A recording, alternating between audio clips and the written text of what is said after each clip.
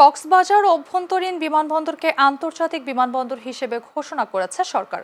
আগামী অক্টোবরে শুরু আন্তর্জাতিক ফ্লাইট চলাচল। এর মাধ্যমে ঢাকা ও অন্যান্য শহর সহ বহির্বিশ্বের সাথে কক্সবাজারের যোগাযোগ ব্যবস্থা উন্নত হবে।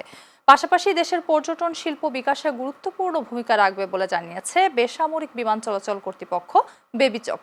সহকর্মী আয়াস রনির পাঠানো তথ্য ভিডিও চিত্রে দেখুন ডেস্ক রিপোর্ট। দেশের চতুর্থ আন্তর্জাতিক বিমানবন্দর হিসেবে কক্সবাজার বিমানবন্দরকে উন্নীত করার কাজ চলছে। তবে টার্মিনাল ভবনের কয়েকটি গুরুত্বপূর্ণ কাজ এখনও শেষ হয়নি। বেসামরিক বিমান চলাচল কর্তৃপক্ষ বেবিচক বলছে, সেপ্টেম্বরের মধ্যে শেষ হবে বিমানবন্দরের অসম্পূর্ণ কাজ। অক্টোবরে আন্তর্জাতিক ফ্লাইট চলাচল শুরু হবে। এরই মধ্যে বিমানবন্দরটির রানওয়ের দৈর্ঘ্য ৬,৭৭৫ ফুট থেকে বাড়িয়ে ৯,০০০ ফুট করা হয়েছে। রানওয়ের ১,৩০০ ফুট সাগরের পানির উপর নির্মিত, যা দেশে প্রথম। সম্প্রতি কাজের অগ্রগতি পরিদর্শনে যান বেবিচক chairman air vice marshal Mostafa Mahmud Siddique. ইনশাল্লাহ অক্টোবরের মাঝামাঝি সময়ে আমরা আশা করছি হয়তো আংশিকভাবে এই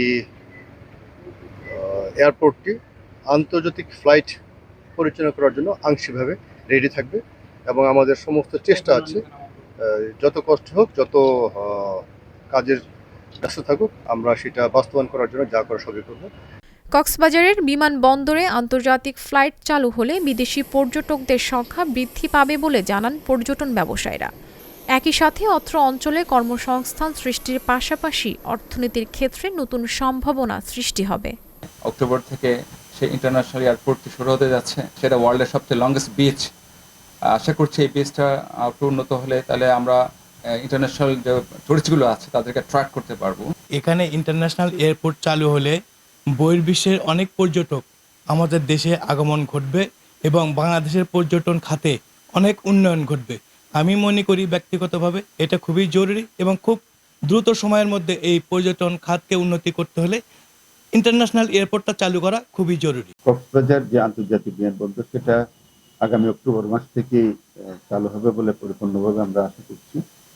লোকজন বিদেশে অবস্থান করে এবং বিদেশি প্রবাসী ভাইদের জন্য আন্তর্জাতিক বিমানবন্দর একটি টার্নিং পয়েন্ট হবে আমাদের।